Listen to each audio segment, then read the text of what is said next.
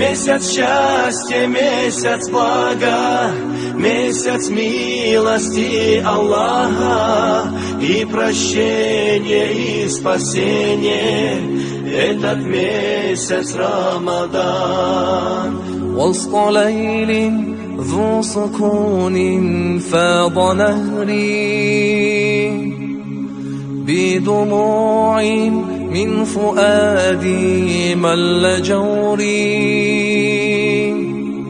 قمت أدعو في الصلاة ظلم قهري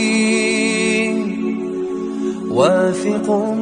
بالعفو يا ربي وأدري إنما قد جاء شهر فيه صوم فيه خير فيه عفو فيه عتق